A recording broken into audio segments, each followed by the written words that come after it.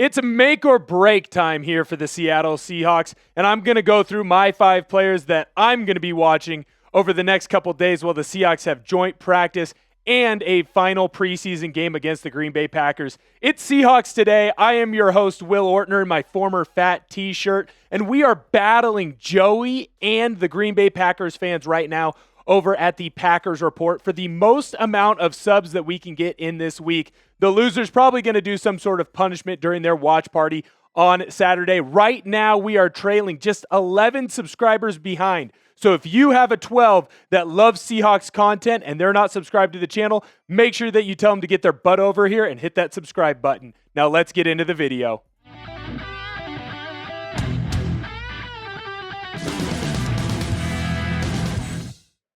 All right. Now, there are going to be some players on the fringe that really need to make the most of Thursday's joint practice against the Green Bay Packers for the Seahawks if they want to make this squad. And there's one player that I want to talk about that, look, he's making the squad. There's no chance that he's going anywhere unless the team wants to trade him. But there's a chance that he might be losing out on some of his reps. And I want to see if he can come back from injury where he needs to be and take control of that starting position that he had previously. Now remember, this is your last chance as a player to prove, because next week you are going to start seeing Adam Schefter updates. You're going to see Rappaport updates. You are going to see updates from the movers and groovers, Diana Rossini, saying this player got cut from this team, right? We have to trim down the rosters until you're at that final 53-man roster position so you can go into the year ready to go as an organization. This is the Seattle Seahawks players' last chance to prove that they belong with the ball club. Now, the first player that I'm watching for my watch list, I've got 5 of them. It's Kenneth Walker. And immediately, I already know some of you are going to turn off this video and go right into the comments and be like, this guy's a bald clown. Look at how big his t-shirt is. It looks like he's wearing his dad's t-shirt to work. And you're going to immediately say that Will Ortner doesn't know what he's talking about because he's talking about Kenneth Walker potentially being a cut candidate. No, moron. You need to listen to the whole thing. I'm not talking about him being a cut candidate. What I am saying, though, is there's a lot of chatter right now that Zach Charbonnet is moving into that running back 1 position. I already did a video where I myself said that they should split carries. If Kenneth Walker is going to get 15 carries, then Zach Charbonnet should get 15 carries. You look at Brock Heward, Mr. Seattle Seahawk. He went on his radio show and he said Zach Charbonnet shouldn't be splitting carries. He should be the starter. You go and look at last year's stats between these 2 running backs, and I kind of understand where Heward's coming from. Kenneth Walker missed 6 games last year. It's the most amount of games that he's missed in his career, but when you look at the totality of starts, it's a pretty similar number to what Charbonnet has on starts. Now, Charbonnet was healthier for more of the year. He played more games. Charbonnet's right there when it comes to rushing yards. Charbonnet has a better average than Kenneth Walker does. And Charbonnet out of the backfield, he's making more receptions. He's getting more receiving yards. When you talk to the offensive line, Charbonnet's a better pass blocker, right? When you need him to add in a blocking technique, a blocking scenario, Charbonnet's the one that they turn to in that running back room. Now, you can see the Seahawks, they're probably going to end up keeping the 4 running backs that you see on screen. I don't think that Wright's going to be kept. I don't think that Tyus is going to be kept. We'll have a little bit more on Martinez later. That's what they call in this business a tease.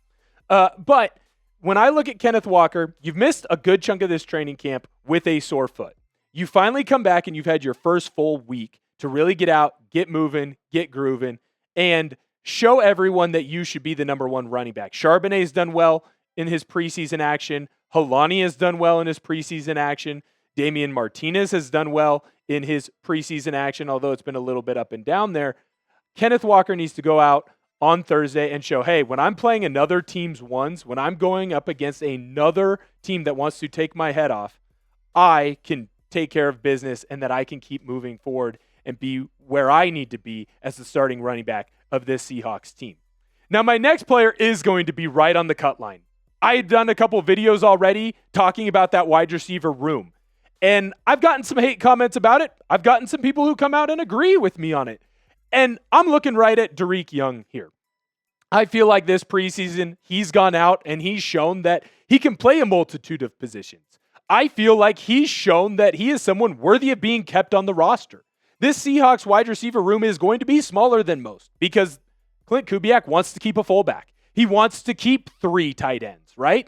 This is going to be a team that runs the football more, so don't be shocked if they keep more linemen. That means less wide receivers that you can keep on a normal roster. That means if they're keeping 5 or 6 receivers, Dariq Young's going to be right at that cut line. Now, I know that I've said I'd rather have him because he can play on a multitude of special teams, right? He's not just a one-trick pony. But when he has gone out there and played in games this preseason, he's excelled. Last week against Kansas City, he had 3 receptions. He led the team in receiving yards. Now, he didn't end up getting into the end zone, but he had a big-time catch. And he's doing the little things, right? He's not afraid to go out and block for Helani. He's not afraid to go out and block for Martinez. And at wide receiver, the blocks that they're making are called the touchdown blocks. I don't know if any of you guys got to see this on Twitter or X, whatever you want to call it. Cooper Kupp was talking about how he missed a block on the very first play for Zach Charbonnet. Zach Charbonnet ended up having a 15-yard run. Coop misses his block. That leads to Charbonnet getting tackled at the 15-yard line. If Cooper Kupp goes in, he gets that touchdown block on the safety, Charbonnet is gone. Dareke Young has proven that he is willing to do that type of dirty work. And, again, I cannot emphasize this enough. When you only have 53 guys on your roster, there's a lot of guys who are 2s and 3s, which Darek Young would be, that need to play on special teams. And he can play on 4 different teams. He can play on kickoff, kick return, and punt. So right now, depending on how many they're going to keep, I think Jake Bobo's put himself in. He's making the squad. If Darek Young can go out and have a good week of practice, a good joint practice against Green Bay, and can have another big game when they take on the Packers on Saturday, I think there's a shot that Darek Young makes this team as that final wide receiver, and I'm keeping my fingers crossed for him. He seems like a guy who goes out and works hard. I think he's earned it. I want him to make the team, but I do understand that it is a business at the end of the day. Now, I want you to decide. Do you agree with me and you think Darek Young should make this final roster? Do you think that Darek Young has done enough to be a Seattle Seahawk at the start of the year and take on the San Francisco 49ers? Go into the comments, type Y for yes. If you think that I'm an idiot and Darek Young needs to be cut, put on the practice squad, or frankly just completely moved on from, you can type N in the comments for no. Now, I've already come in. I've said it a bunch. I want Young on this roster. I think that wide receiver room, there's plenty of room for them to grow, to continue pushing forward. But I want to look at the defensive side now. I've spent a lot of time on the offense. That's kind of where I am. I'm an offensive guy first. I'm always going to lean that way, I guess. But there are some defensive players, especially in the trenches, that really we need to take a closer look at.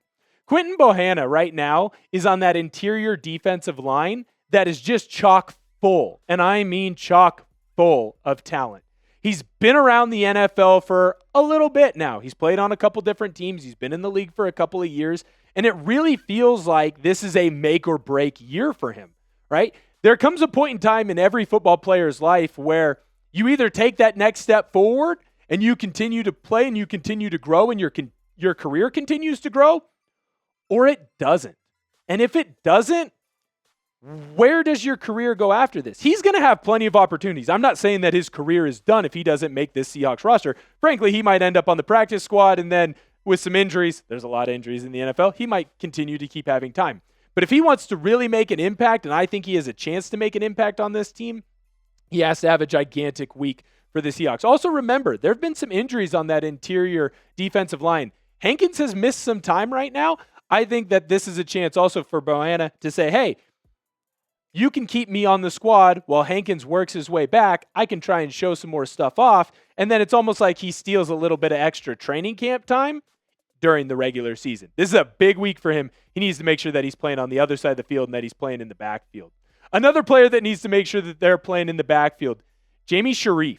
Now, he's an edge rusher, and he's gotten a lot of time. Last game, he had a pretty productive day. Now, I think a lot of people are going to go and look at his stats as an edge rusher and say, well, frankly, Will, that's not a lot of tackles, and he had a half a sack. Like, who cares? That's not a big deal. But I would tell you that when it comes to an edge rusher, if you can play in the backfield, half the time you don't even really need to get a sack.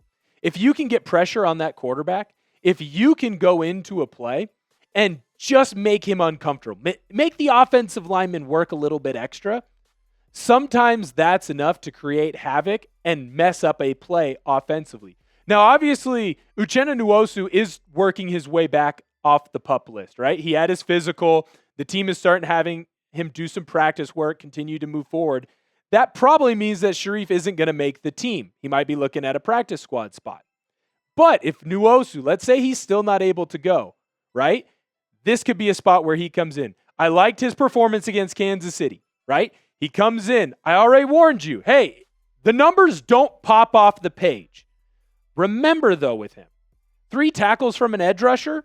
If the ball is run to the other side, there's nothing that he can do. He's not going to be able to make a play. So when plays are being run his way, he's flying around making those plays. He had a one-on-one tackle. He made it. He didn't miss any tackles in this game. He had half a sack. For those of you who can't do math, that means him and another Seattle Seahawk got into the backfield, got a sack on a Kansas City player, right? So he is playing on the other side of the field. He's a guy who needs to develop. He's a little bit undersized, 6'1". I believe he's in the 240s, 250s. So there's room for him to grow. But he's the type of player that you keep around as much as you can. If he doesn't make the team, you want him on your practice squad because injuries are going to happen. Injuries have already started to happen in Seattle, and some guys are frankly trying to come back from injuries that happened during training camp. You want him around this ball club because he's the type of guy that has one big game, and that could be the difference between you making it to the playoffs. It could be the difference between you winning a division. It's just one of those things where I would like to see Sharif play and play well. Now, the last player that I want to go into here and talk about, we've talked about him a little bit throughout the year. He had a really poor first preseason game.